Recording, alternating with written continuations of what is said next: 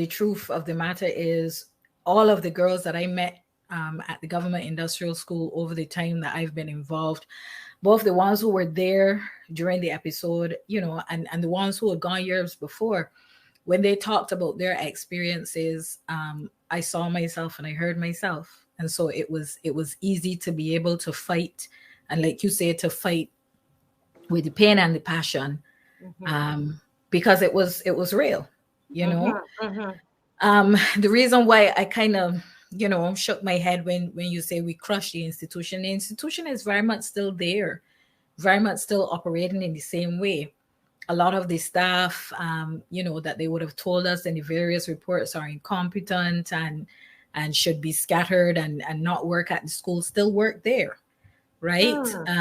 There's still some of the staff members that the girls would have alleged of various abuses, physical, sexual, emotional. They're still there. So at the end of the day, we have gotten wandering struck from the law book. And I'm happy about that. When I say we, I do really mean we in Barbados, the national conscience of Barbados. But at the same time, the institution persists, because this government is one where when you call out something and you ask them to pay attention to it, you're then punished instead of the issue being addressed. And that's a really sad reality of so where when you say you're being punished, you mean you specifically or some of the girls? What do you mean? Can you explain? Well, one of the reasons that I have done my advocacy in the way that I have done it, I mean, I've worked in the women and girls space in Barbados for 23 years, right? I look a little bit, but the gray hairs are coming in. I've worked in this space for 23 years. And the reason why I was able to do my advocacy the way I do my advocacy is because I have the privilege of dual citizenship. The government can't take a job from me. They can't silence me. But there are other people who have been punished, and their story is not mine to tell, and I haven't gotten permission to tell it. But there are a number of individuals in the government industrial schools scenario who are trying to keep the children safe, who up to today are being punished through, the way that they're being treated with their work, conditions of work, all kinds of things. They are being punished. The outcome of the case was that both of the girls were supposed to receive settlements in interest-bearing accounts that were supposed to be held until they were 18 years old. As I speak to you tonight, as far as I know, up until the time of speaking to you, the government has done nothing to put that money where it belongs for those girls. You're serious about that? Because they were also, you hold a minute here. Heather, you can believe this? Because I know some of these girls, they are financially, it's tough on them. They're moving from pillar to post. And you're telling me that they have not taken care of these girls. And I mean, oh my goodness. Wow. That's what we're dealing with. And don't get me wrong, even if the government had taken care of their part, they couldn't get it, because one of the restrictions is that, they have to wait until they're 18. So the issue here is not so much, whether they will get it in their hands or not. The issue is about decency. And this is a thread that I hear Caswell talking about all the time. If you are running the public affairs, you have to be transparent. You have to be decent. There's a standard that you have to set, right? And somehow we've moved away from that in Barbados. We've moved away from it so far that sometimes I wonder if we will ever get back there. It really is disheartening to see what is happening in Barbados, and to see, just over the span of my lifetime, kind of the way that I've seen Barbados kind of fall and flounder from what I knew to what we have now. It's almost like in every sector in Barbados, we are struggling to pick up garbage, to run the airport, to deal with sewage, to deal with education. Queen Elizabeth Hospital in a mess. You know, people are getting hopeless, disheartened. You see crime on the increase. Barbados is just, it just feels like we are adrift. It feels like Yeah. we're really, really adrift. Yeah.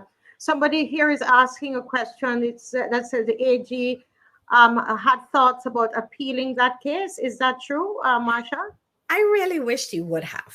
Like, I was kind of secretly hoping for, you know, the opportunity to bring even more evidence out with the appeal phase. But no, the appeal phase has come and gone. The government has never appealed. And so the decision stands. Wandering has been struck. But like I said, what is happening now is that a lot of this of the children who find themselves in the position where they're in need of care are still not being treated to in a way that is humane and where their needs are met. So, you know, they're sending them across the institutions that they do have. But the difficulty is that the institutions are not safe. We have, you know, one of the things that is really wrong with Barbados right now is that we have a social services that is in a shamble. It is in a shamble. And when I talk about a shamble, I don't just mean the fact that, you know, women will go for a voucher and be talked down to and be screamed at. You know, we don't have individuals who respect and want to help the people that they're working with, right? And I know there will be a one or two. So, you know, people will come and say, oh, I'm trying to paint everybody with a broad brush. It's not that I'm trying to paint everybody with a broad brush, but at the end of the day, the majority are approaching their clientele that way. And I don't have I will not step back from that comment. You know, our social services are supposed to do no harm. And sometimes they are the very seat of harm themselves. And so a lot of children who are in need of care are still not being handled in the way that they need to be handled. You know, you talk about our social services and just the way how we are just treating each other, just humanity, really. And we have the situation here with Rachel LAYNE, who fell in the well, you know, because she was at work and wanted to use the bathroom. As I said, it would say lady just wanted to wee wee. You understand? And there was no bathroom, right? And therefore she had to go and use the bush. And this is that happened in 20, what year is it, Caswell? It was 2021? I think it was 2021. Thank you, Heather. 2021. 2021. And you know, like when I tell people this that are outside of Barbados, because they see our prime minister and they think we're so progressive. You don't even know when you travel outside. And when I tell people that there was someone in you know, if I tell my mother this in Jamaica, she can't believe it. You mean Barbados? And she would say the lady had to pee in the bush. You know, I mean, they would not believe it, right? What are your thoughts about it? You're a woman's advocate. When you heard about what happened to Rachel, talk to me, Marsha. Well, it is no secret that the issues of women and girls in Barbados have not attracted political will over the years. Like this is, I don't want to make it seem like this is something that just began, right? Because women have been not having a place to relieve themselves, to change their sanitary wear when they work in the agricultural sector, pretty much from the time of you know, back when the fields were all in cane and we were enslaved people. So let's pretend like this issue started today. But I think what makes it particularly hurtful is that we are now in the age of quote unquote the woman in Barbados. So people will rattle off to you, female prime minister, female president, female this, female that. And it is offensive that we have individuals who have used, you know, women's struggle to be able to advance their own careers, But when it comes to really offering the change and being defenders of the women of Barbados, there's silence. I think one of the things for the last couple of shows that I have listened to, we've been talking about the NIS issue, and we've been talking about, how to get our politicians to pay attention. I heard you ask as well just now, what do we do? How do we change things? I think that at the end of the day, the way we consume politics in Barbados has to change, right? So you have individuals, like yesterday, I made a comment because I would hope that the world has more sense than what I heard purportedly, wherever, about whoever, not calling any names, right? Oh, you mean let's be a little bit. I'm not calling him names, but the person who had a birthday today, that we wish her happy birthday. I really would hope. And there was a CNN report about the birthday girl, and sincerely, at the top of the show, I wish her happy birthday, because this is not a place where we hate people. We're just talking about Barbados. But anyway, go ahead, I Marsha. would hope that the world has more sense. I was in a conversation over the weekend and got myself in trouble as usual, because the person was explaining to me, again, the person does not live in Barbados. There is a way in which a facade is being created, right? So if you experience the narrative and you live outside of Barbados, it sounds very credible. The people outside of Barbados are not aware of the government industrial school. The people outside of Barbados are not aware of LAYNE. The people outside of Barbados are not aware that homeless women in Barbados still stand to lose custody of their children. Like, there's a whole set of things that people outside of Barbados are not aware of. So, I made some comments, and the person was like, but I don't think everybody, I think your opinion is, it must just be a individual opinion. This is not what I hear people saying. This individual is progressive. They're doing a lot of work on climate change. And I asked the person to simply say to me, tell me, what social justice struggle is this individual associated with? This individual is a career politician. This individual is not a social justice, warrior, fighter, whatever. And so I think we need more people in politics that their aim for being in politics is just beyond power. It's just beyond political office. It is about coming to politics to change, how some constituency outside of a political constituency is experiencing their life, right? And I think that women like the case that you're highlighting here tonight, the working class, the individuals who are nameless and faceless and are only useful once every 5 years, are the ones that suffer the most. And so, what has happened here shines a broader light, right?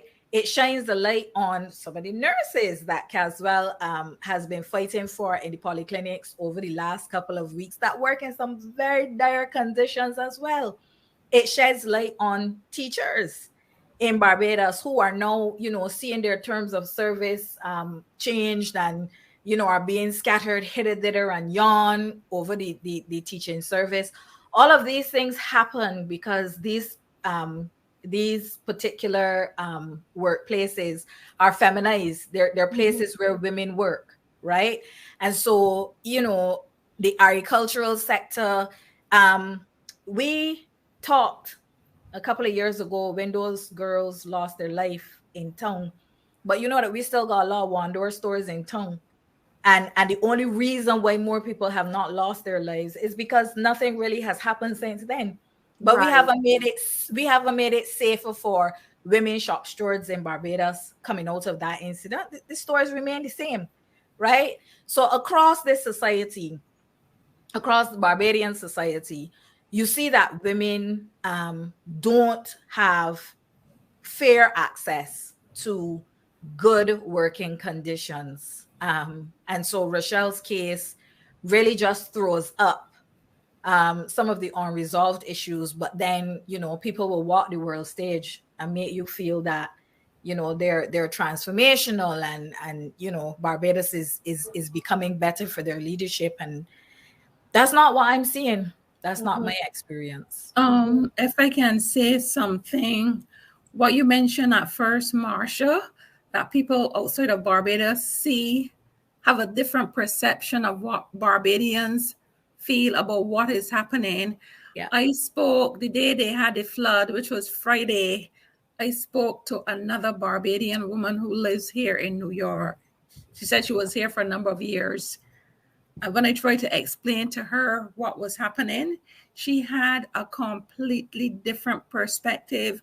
I could not believe it. Yeah. And it is as though we who are opposing what may happen was doing something wrong. And she has this perception that the country, that the prime minister is trying to create a mini USA in Barbados. And for the life of me, I can't see it. So yeah. I think it's really problematic. And the other thing that is so offensive to me, right, is that the news report on Friday says that one of the major proponents or supporters of this action is none less than the Prime Minister of St. Vincent and the Grenadines, whose record of women and girls in the Caribbean, not just in St. Vincent, precedes itself. Let's put it that way, right? So like it is a slap in the face of the women in the Caribbean. I'm sorry. And you know, I always get in trouble for not being on the right side of these issues, but at the end of the day, once I am on the side of justice, I am all right. Correct. And I will you know, I will continue to talk. Rachel Lane is still you know, unable to walk properly. You know, thankfully her life was saved because she had a crushed ankle, a heel. I think Caswell knows it better than I do, and her ankle was broken. And you know, but the trauma of it is still there. Her family, you know, her son, you know, for the 2 years he's struggling in school. We went and looked for the family, and you could see the effect is still there on that young woman and her children and her 3 children to this day.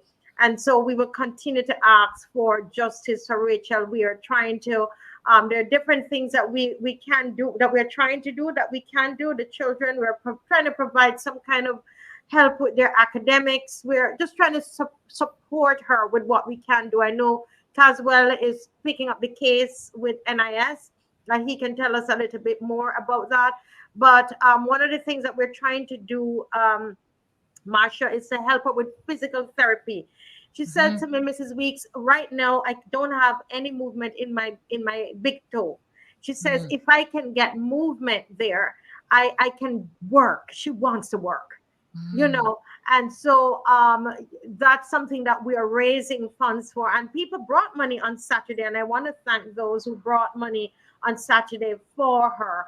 But as far as what I see, we are about a little over a quarter of what we need, because we need about 1,900. I just need to double check here, but we still need some funding. So if you send funds, just tell me that it is for Rachel, because what we want to do is to be true to what we can do. And I told her, I gave her a list of the things that we are able to do: the therapy, the physical therapy, and the children. We can do extracurricular activities. We can do academics. I know how to get that done. I've gotten the scholarships of them already, and we're just waiting for them to start. Mr. Franklin, he is carrying out his part for her. Okay, but she wants a job. There's somebody who even called and said that they would help her to, they would pay for her to do a training course in office administration, to be a receptionist or something where she can sit down and don't, because she wants to clean homes, you know. And this person called me and she said to me, Marcia, we could probably do something better for her if she wants it, you know. But it's her ability. She loves to clean and cook. right? Which is great. I'm not an expert at all. I'm just gonna say though that, you know, if her heart is in the you know, work that is physical, maybe that's the best thing. Sitting in an office all day brings its own set of pain and struggle, you know. And again, as we're talking about the things that women don't get, there are a lot of women in Barbados who end up with repetitive strain injuries and that kind of thing because they don't have the correct desk, they don't have the correct type keyboards, you know. And so the office work is also you know, problematic. I know I'm, you know, people are saying, oh, well, men work in these places too. Yes, of course. I'm always going to accept that. And I'm always going to say, you know, I work with women and girls. That's my blind spot. So if it applies to men and boys too, of course, take the narrative and run with it for support of men and boys. I don't have a problem with that. But you know, some work that keeps her moving might actually be you know, helpful. I'm just putting it out there. If her heart and her soul are in the cleaning and the cooking and that kind of thing, you know, maybe, you know, like you say, the physio and that kind of thing, things that help her to be able to continue to, you know, be involved where she is. And definitely counseling for her and the children. It was an ordeal. You know. And that's another way that, you know, women in Barbados are often not supported enough. They go through some crisis, whether it's domestic violence, whether it's loss of employment, whatever it is, loss of a child, you know, some other tragedy, some other trauma. And we don't have enough access to safe counseling services and support. Remember when we were supposed to have the Ministry of Family under another administration, we never really got the Ministry of Family sorted and off the ground the way that we should have. But a lot of the violence that you're seeing in the streets of Barbados right now is traumatized people. When you talk to the quote unquote criminals, when you look at these little boys, I hear people, oh, he ain't lost his mother features yet. Get more of his story, right? Get more of her story, because it's not even only the men involved anymore. You will realize that these individuals come out of broken circumstances. And I'm not just talking about the fact that they grow up in single parent homes, because a happy single parent home in my estimation is better than a bad double parent home, right? I'm talking about the brokenness that children experience. I'm talking about the dysfunction you know, that has followed us through again from our slave past. It is easy to recruit a 14-year-old child who has seen his mother beaten every day, who has known hunger since he was 8 years old. It is easy to put a gun in his hand and persuade him that that gun holds hope and power for him, right? That's what we have occurring in Barbados now. And that's a phenomenon you know, like Trinidad and Guyana and Jamaica and some other Caribbean countries have grappled with more than us. But I think that is where we are in Barbados now. And I listen to all the crime analysis and I listen to, you know, this pundit and that pundit and this minister and a half and minister double. And these are not the things I'm hearing. Right? These are not the things I'm hearing. And I think this is what it will take to solve the problem, not taking young people and putting them in a day-long retreat and sending them home with a $50 voucher. That only saves that fixes it for a minute. That doesn't get to the real heart. Well, it is not a $50. It's $100 that will buy half pair of shoes. Oh, sure. Sorry. A whole $100. I'm sorry. Go ahead, Heather. I'm sorry. We have so many criminologists that it is appalling that what is happening in the Attorney General's chamber, bringing on someone who has no experience in that area to solve crime, and we will never get a solution. We need to utilize the persons who have been educated and trained in that field and who have knowledge of Barbados and can come up with solutions for the Barbados problem. Heather, but until then, it's not going to happen. Heather, you see, you're a bit mistaken there. The person has experience with crimes and criminals because they had criminals or they can't. These are things that happen. You don't. How you think he won? All them were vagabonds and crooks out there, but they can't believe him, you know. And he makes no apology that he grew up among them, and they came out, and so he knows the criminals. So that's what they were bargaining on, because he knows them one-on-one. You know, he can talk with them. Yes. So that is what they think is criminology. Get a fellow who has personal friends that are criminals and see if he can talk them out of it. That's the government warped thinking. Right. But what I want to ask Marsha, because I know I told her at a certain time I don't want to keep her on here forever. Marsha, how do we keep the GIS? Because I did not know. I'm sorry, I didn't know that you know, it was still the system is still going on. I thought it was. See, when these ministers, why I keep believing these people, Caswell, I don't know. I don't know why you believe either. You know, but honestly, the same minister responsible for Dodge prison is the same minister responsible there. So it is one mindset, you know. He just like to talk. He just like to talk pretty, and I've actually run into him one until I will never speak to him again, because he's dishonest. I walked him, I told him so, because this is a man who went on radio TV. What's his name again? What's his name? Abrams. Right, Wilfred Abrams. So if he's listening. I said to him, you actually went on radio and said things that you knew to be untrue. And you went ahead and said it too, because this satisfies your narrative. Remember the guys, the prison officers who he was saying that they were hiding from the law? Those guys were home. Yeah. And everybody knew it, and this was appealing to them to come out and think, you know. And but the thing is this, Caswell. I want to know though, Marsha? I want to hear from Marsha. How can we hold Mr. Abrams, because we put him there? We're not trying to. This is not trying to shame him. We employ him, so we can call your name, sir, on the show. Okay, Minister Wilfred Abrams. We want to know, how can we hold him accountable? Because he came up, first of all, you know, he had to do the report 3 times, I think, Marsha, you could correct me, before he got to the point that everybody in Barbados know that people, the workers were stepping in the girls' chest and beating them and thumping them down and dragging them. Everybody and their mother know. Everybody was calling me when I was saying, I wonder if the girls, listen, my phone was blowing up, and they were telling me, Mrs. Weeks, is the girls telling the truth? Everybody know. And it took him 3 reports, right? And then he came out and everything's calmed down, and I going to believe him. How do we hold Minister Abrams accountable for what he said was going to happen at GIS, and also that when the girls get 18 that they're going to get their money? How do we do that? What can we do? I think what we have to do is work in the spaces that the government of Barbados currently cares about. The government of Barbados is not invested in doing the right thing for Barbadians right now.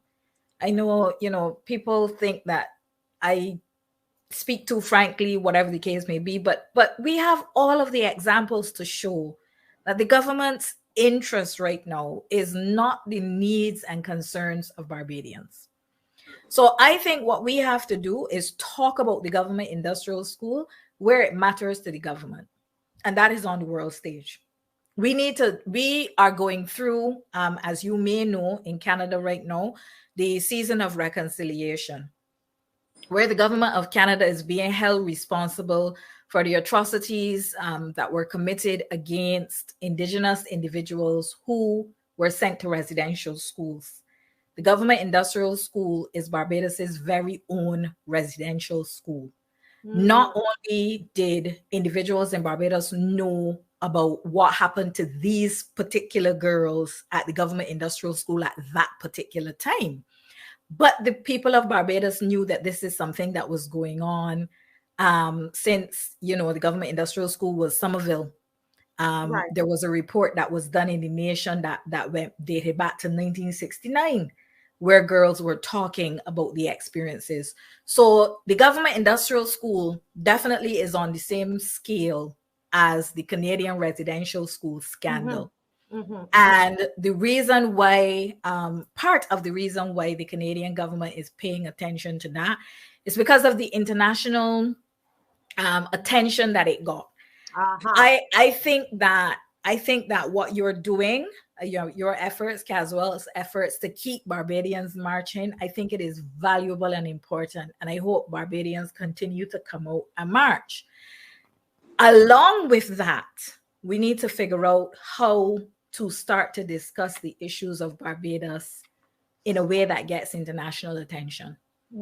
Because if Barbados is going to be used to propel somebody into the international arena, Barbados should have the opportunity in the international arena to say, here are our experiences, here are our issues, right? Because if we don't do that, then we end up with a narrative that does nothing but serve the good and the interests of the 1% or the 0.5%, as it may be, in Barbados, right? So at the end of the day, I think, there's nothing that we can do to get the government to do right by the girls. We've tried. We way before this ended up being, something that we were going to fight in the public, something that we were going to fight in the court. I, like Caswell, used to send messages and say, this is a matter that needs to be paid attention to. Can you please help? Can you please pay attention to this? It wasn't my mission to embarrass anybody or to push anybody up in a corner. That's how it was marketed. So you're saying that you try to resolve it in a way that everybody would be protected. Not necessarily absolutely protected, yes, but absolutely try to do it privately before you went. So I absolutely did. So that's why you had to go on the rooftop with your dress over your head then. That's why I had to go on the rooftop with my dress over my head. And the young lady that I went there for, the two young ladies that I went there for, were not even the first two that those things happened to while I was associated with the institution. This was, by the time those two girls experienced what they had experienced, they were the third set of children that were going through that experience. One child in that institution got her jaw broken. She still speaks with a lisp to today, because when her jaw was broken, it was never reported. It was hushed up. And so her face healed itself back, and it didn't heal itself back, properly. So she still speaks with a lisp. So she knows how she's carrying a disability from having been in a state institution where she was supposed to be receiving care, right? So this wasn't, these two girls were not the first two. This wasn't the only instance. This is a pattern of behavior. It's called state violence. That is what it is. Wow. Something, right? What happens here is that the parents of these children are people at the lower levels of society. Yes. And they don't know what to do after that. The children get beaten up and they go and cry. They don't have anybody to back them. They don't have anybody to support them. Yeah. I've had instances where the young lady, she was up for wandering, and she said she was a rape victim.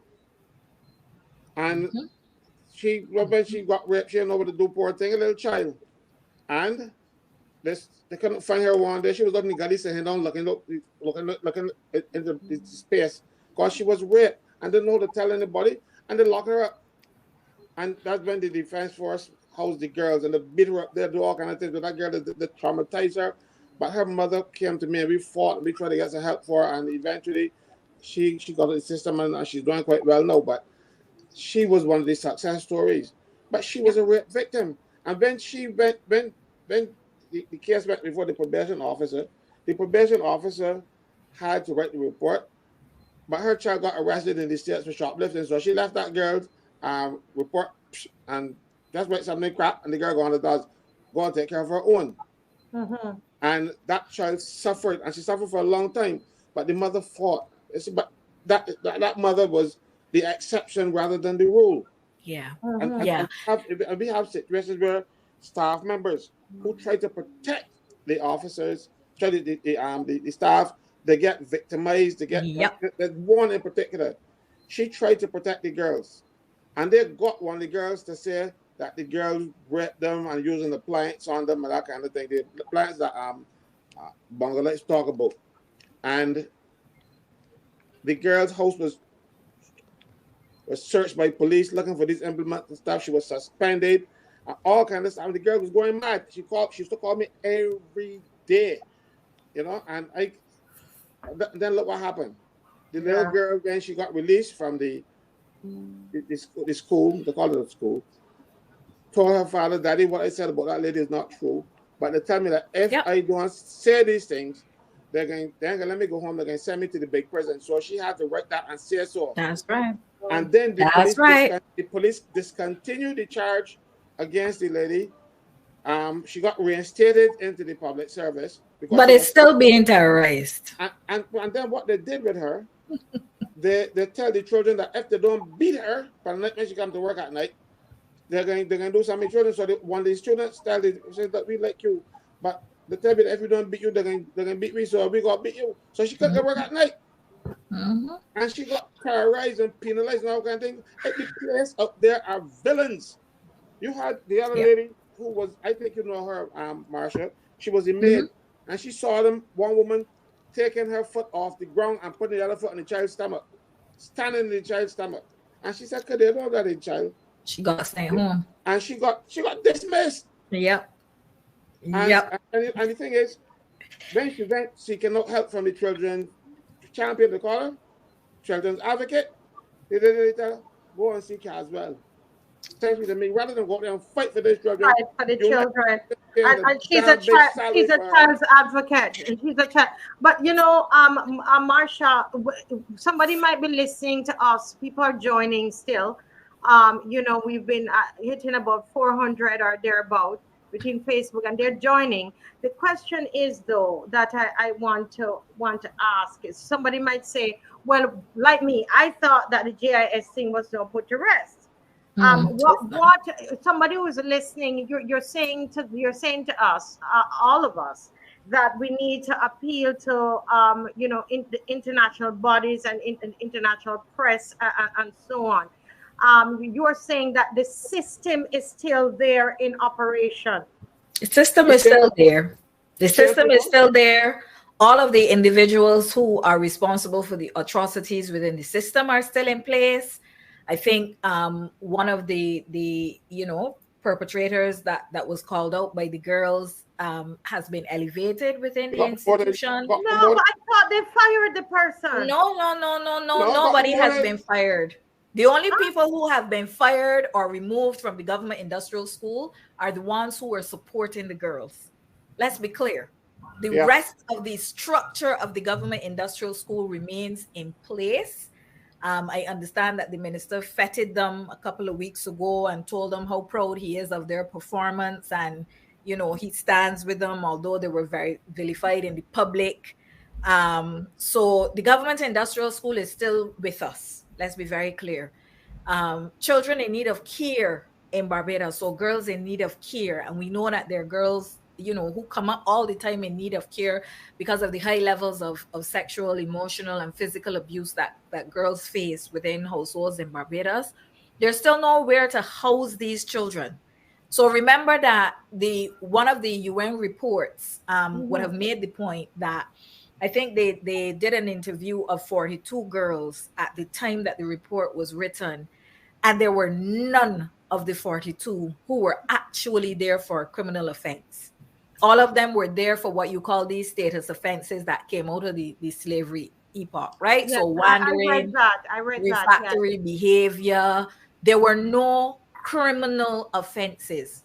So now that wandering has been struck from the law book and they can't put them there for that reason, they're still cullifoxing, you know, little things, saying that the government don't have anywhere else to put them. And there's still, some of them are still ending up in the government industrial school, but many more of them are just not receiving the help. I don't know. There was a video circulating in Barbados last week of a young lady on the street who obviously, clearly needs help. right? But there's no facility in Barbados to deal with a girl in her position. And Yes, she it's should true. not be criminalized. She is not a criminal. She's a person in need of care and support. She's a victim. We don't have that. We still don't have it. How many persons are still at the GIS, Marsha? Do you have an idea? The last time I did a check, and this is it's not a current check. I'm sorry. That's one of the things that should have occurred to me to ask about before I came on tonight. But the last time I did a check, there were only about 2 girls at the school. That was probably about 2 months ago, and the staff complement remains the same. Right. So you used to have about 10 to 15 girls when we were sending girls to prison for needing support after, like Caswell said, most of the time being raped. That's what most of them were kind of acting out or trying to process through. Right. So you had whatever the staff complement was, 45 people, I think it is, in the government industrial school, the schools combined. And now you have 2 girls 2 months ago, and the staff complement was the same. Right after we won the case and had Wandering removed from the law books, there was a period of time when there were no girls at all, and the staff complement was still the same. So when we talk about not having money in Barbados, we don't have money because we don't want money. Right? If we wanted money to be able to put back into the NIS or to help people with vouchers or that kind of thing, we could find money. We don't want money in Barbados. We want to keep, friends and perpetrators employed. And those are some of the problems that we have in Barbados right now. Yeah. But I am clear that unless we get international attention on the government industrial school and properly categorize it as a residential school, those girls will never see that money. They will never see it. They will have, and there's so many people in Barbados like them who have a judgment, right? They have a judgment or they have an insurance settlement on paper. But then to get the money is something completely different. That Caswell will tell you that is not unique to these 2 girls. They got enough people in Barbados that have a judgment or some kind of claim, some kind of settlement. But then to get access to the money, if they feel that money is too good for you, you're not getting that money. Yeah. Well, I want to appeal. I know because I listen to this show, and I know that we might hear an announcement about something tomorrow. If that happens, that's good. But I want to give up my number, this number here. Caswell, we're going to get a special phone so that they don't have to call my number. Caswell is working, told me to check on it, and I can tell you off air, Caswell, how that is going. But I am a person of action. It was on this show, and Heather would remember on a show on a Saturday that we came up with the idea to do a march for the GIS girls, right on a show like this, after hearing Marcia and her team, and myself and Tempu and some other persons. I can't remember all the names now, Lisa, and we went out. And so I'm saying, if you're here and you're a writer, if you're good at writing and researching, please give me a call. I will tell you why. Okay, because we're gonna move. And I get, when it comes on to girls, I'm men too, because they tell me on the show, men do things, but the girls and things, they mash me up. My Rachel mashed me up the other night. I tell you, I was on here, I was almost in tears. I was vexed, man. Blue vex on here when I heard what happened to her. But I want you to message me. If you're good at writing, we have to enlist the whole opposition, Are you good at writing, researching, and you have some time on your hands? Whether you're in Barbados, you could be in the diaspora, I don't care, wherever you are. You message, all right? And we will talk and come up with our little plan, all right, of what is going to happen. Because these girls, if all of us need to put our dress in the air, these girls are all going to get their money. Yeah. You understand? It's not going to go like nothing. They're going to get their money. Last question, because Kimar is there, needing to come on.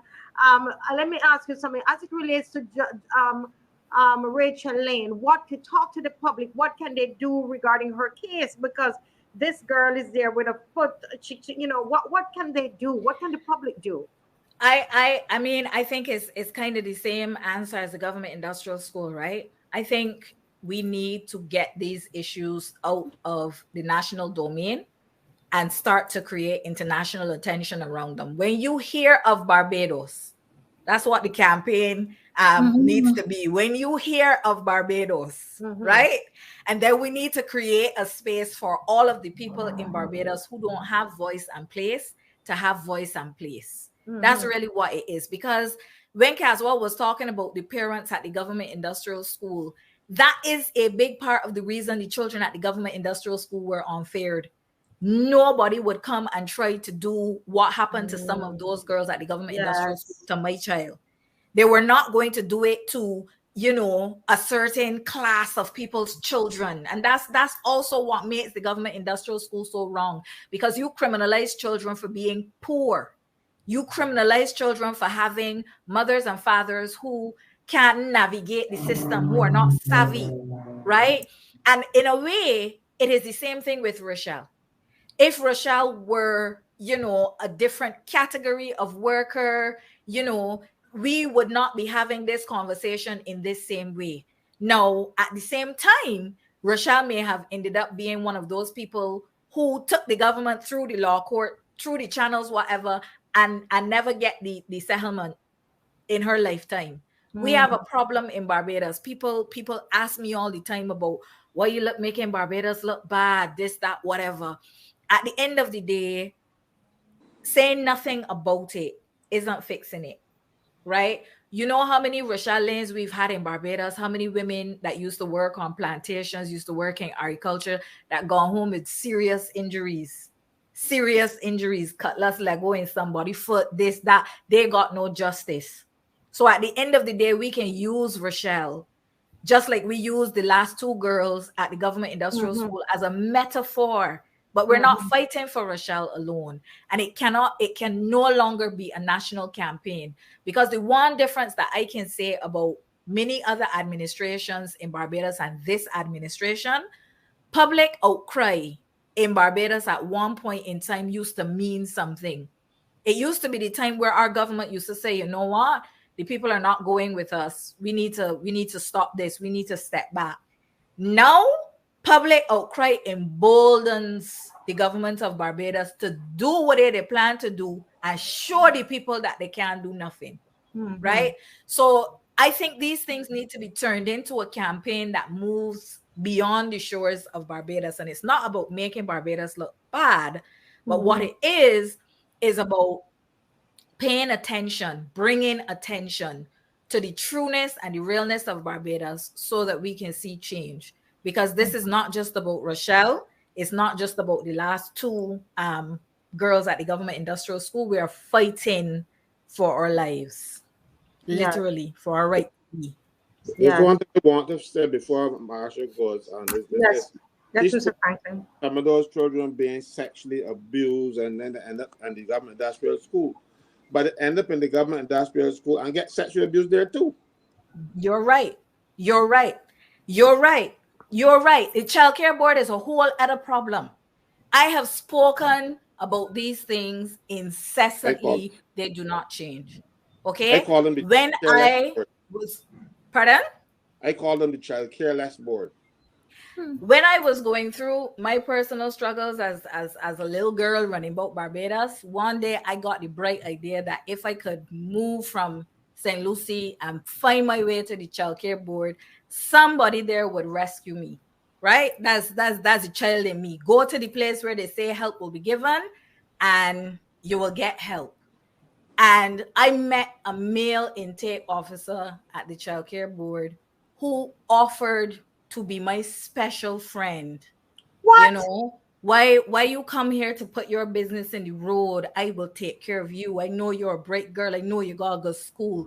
That officer is now the deputy head of the child care board. What? And I when I heard about this promotion, again, I message everybody. Y'all cannot do this. This cannot be right. This ain't a story that nobody tell me, you know. This is my story that I sharing. This ain't no girl ain't tell me that this happened to them. This is my story. You think that I am the only special girl that he has found in his entire career? My God. He is the deputy chief child care officer in Barbados right now. So at the end of the day, when I talk about going internationally, it is because I understand the depth of the problem that we have in Barbados. The mongoose is in the hen house right now in Barbados. Oh my God. This is, you know, I tell you, I really, oh God. Oh God. And then we come up talking about this, you know, child protection bill and what the children go into the state, and we don't know what they're going to do with them in the state. Because the child protection bill, which of course you need a child protection bill, but the problem is a lot of what happens is talking about removing the child and you know, from the homes and so on. But are we sure what is going to happen when they go to the state? Who are the people that's going to take care of them? That is the reason why the state is not covered under the bill. Because if the state were covered under the bill, this individual could not be where he is today. Right? So what Caswell is saying is true. There is a way in which the law is silent purposely, because when these girls get abused in the children's homes, in the government industrial school, in the psychiatric hospital, because it's one unholy alliance across the board, right? Then they have no recourse. So Marsha, I know I want Kimar to come on, but Kimar, hang on there. You know me with the children and the children things and the girls thing. But hold a minute, Marsha. I know. I beg you, one more thing. So we need to be asking, because we are, you know, there's a lot of talk about the child protection bill, but I think we're missing something. You know, I think that we should be pushing that the state, there is some accountability of the state in the child, that it needs to cover the state. Absolutely. And we should be saying that the bill should not be passed until the state is also covered, not just the parents. That's the point. It's like a light bulb went off in my head. Yeah, when I was asked to make my submission, that's what I focused my submission. The committee that is now meeting, that's what I focused my submission on. I mean, the bill is a total mess. And Caswell knows how these bills come. Grammatical errors, you know, there are points of logic that do not tie up. They don't link. The bill is not, I am not a drafter, but I am an advocate. And I can look at the bill, read it as a person who would have to implement it, and recognize that the implementation will not be possible because of the loopholes in the bill. Right? So I'm not saying that it is poor legislation from the point of view of law or drafting or anything. I am saying that it's a piece of poor legislation from the point of view of a person who would work to enact the law. Right? But then beyond that, my biggest concern is that what happened with the government industrial school and what continues to happen with girls in the social services system in Barbados can still continue, although we are passing this legislation for these children. So at the end of the day, if the state is not covered, we haven't gone anywhere. And the state has not been covered for a particular and very specific reason. No, Marcia, listen, Caswell, this have to shut down. This have to shut down. Yeah, I know, Caswell, but let me tell you, you are getting me hot again tonight. I'm going to look. Listen, y'all getting me hot again tonight. Listen, the nannies. When my nannies and my codgers there. One of them. Listen to me. This bill, we can't stop marching, you know, because we also march about the child protection bill. But sometimes, like, you know, people like myself in the church, sometimes we miss it. Sometimes we miss it. And this is a piece here that we need to hold up this bill, you know. People, we need to tell them it's not working in here, because we won't have another GIS. Because the way this bill is set up, Marsha, what is my eyes opening up is to create another GIS situation, or to continue the GIS situation. Yep, that's pretty much it. That's pretty much it. That person I just sent you information worked at the GIS, and yes. There's also another one there, very problematic. Have no idea how they ended up at the government industrial school, and that individual acts as a part of the admin team. Yes, as a part of the admin team.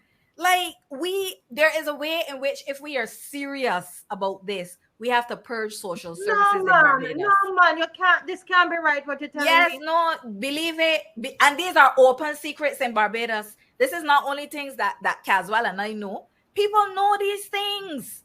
The day that I worked out that I am stopped, I will not work with the United Nations. Sorry, I can't, because the same person that I'm telling you about from the childcare board and me, is sitting across the table from one another, and I said, no, this can't go like this. Like, sorry, if you at this table, I will not be, and if I at this table, you should not be. And I think I remember telling a bit of the story in that meeting, and having women officers in the system coming to me and say, oh shoot, Marsha, well, I know that it was you too. I said, how I mean too? I said, how you mean too? And they were like, oh, but this has happened. I said, so y'all sitting down in this system and y'all know that this is what is going on and nobody ain't saying nothing? We got a bigger problem in Barbados than y'all realize. So the state in there, when in the child protection bill, when they're talking about turning over the children to the state, you mean it's them? It is that state. It is that state. Which is I've been saying that from the time, don't tell me no parental rights, this and that, because you got wicked parents in Barbados, but you also have a state mechanism that has, don't forget, to work at the childcare board in Barbados right now, you don't need any kind of police certification or police pass or anything, I sit on a board here in Canada at a library. I don't face people in the library or anything. I just do, I work at the policy level, right? I don't even go into the library for the meeting. But I had to get what is called here a vulnerable sector persons check, meaning that they are going to check my record to make sure that I do not have any kind of charges outstanding against me that puts me in a category where I should not work with people who are considered as vulnerable. Because the elderly go to the library, children go to the library, and if you want to be in those spaces, you cannot be a danger. In Barbados, it seems like the more of a danger you are, you size up next to the social services in Barbados. There are a whole set of people in Barbados, and I'm not just talking men. I'm talking about perpetrators. They come in both women and men, and they end up getting these jobs to work with vulnerable people, and it is causing a disaster in Barbados. So that's why I started by saying the social services are not safe. They're not safe. Sometimes they are the ones who are doing the most harm, right? And there are allegations. The same text that Caswell just sent to you, there are allegations. Children have made allegations. Children have spoken and said what they have experienced with that individual, and they're still there. They're still there. Yeah. Look, Marcia, I had a friend called Dale Marshall. We went to school together. And I gave him that information. And he did nothing about it. To pass to the Prime Minister. And he came back and tell me she already knows. Oh my God. No, man. Listen, I passed that information too. So it's not for the lack of knowing. No. It's not for the lack of knowing, but there's some people in Barbados who are untouchable.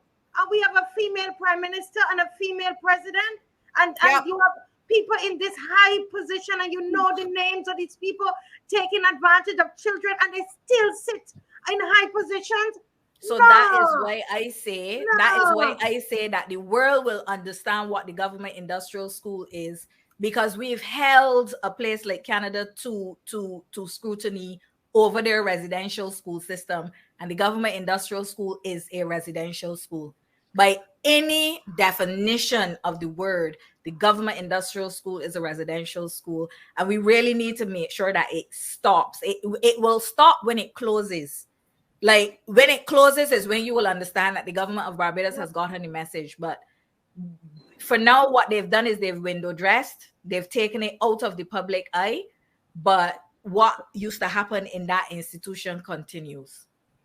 So with the child protection, listen, Marsha, you have to come back on, because right now they are having these hearings about the child protection bill, and I want to have what we did that with it before, but I don't think that we stress this part of it as well. And I think that and this is where sometimes I am going to consider us as church people, we miss sometimes the main event, because we're focusing on other things. And this is the piece of the bill.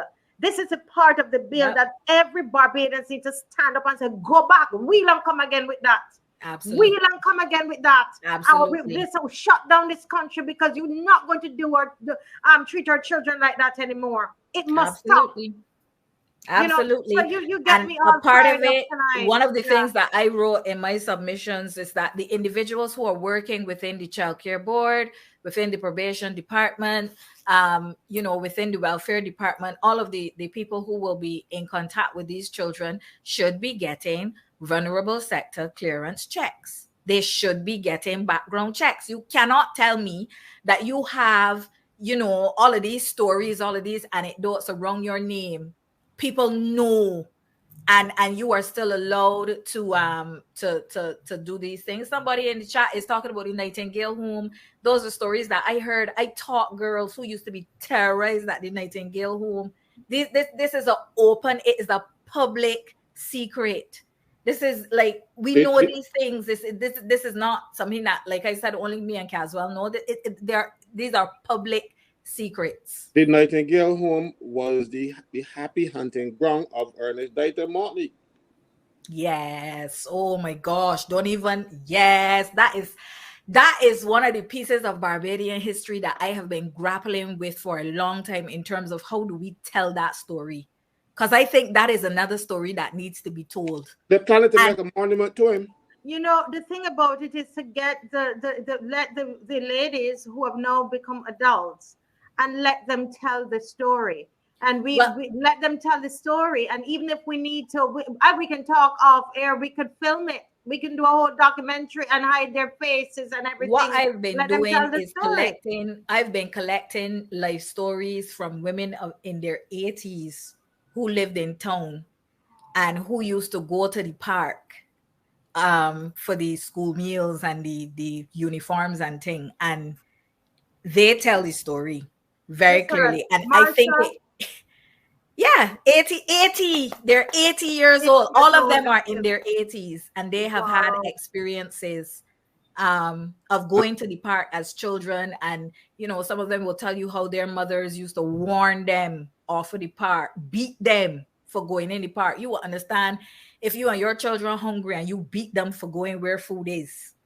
Like, that is one of the stories that we definitely, as history, that we need to fill in Barbados, because it brings us to the understanding too of the government industrial school now, of the culture around the treatment of girls in state care and why things cannot be said. Mm-hmm. And we're talking about the girls, but we know that the boys are treated badly as well. Go ahead, Caswell. I have Kimar has prepared, but what we're going to do, we're going to be disciplined. And I'm not going to get emotional and go off on a tangent here. Kimar must present tonight a lot, Caswell, and then we're going to close this segment. Go ahead, Caswell. No, I'm saying to you that this same person have so many children around Bridgetown. The Prime Minister got enough nieces and got aunts and uncles around the city that are unacknowledged. And my thing is, right now they're trying to sanitize his career, his tenure, and want to put up a monument to him. He was the original child abuser. He was the original pervert. Yeah. And these are, again, we said these are allegations, right? So these are allegations. They got children that I went to school with. They're not only allegations, they're actual tangible people. And like I said, the name of one of the children now too. Because I don't want to embarrass him. I don't want to fall off my chair again, because the things Caswell sending me in my phone. People, this place is corrupt and nasty and really wicked, I tell you. But you know, Marsha, thank you so much.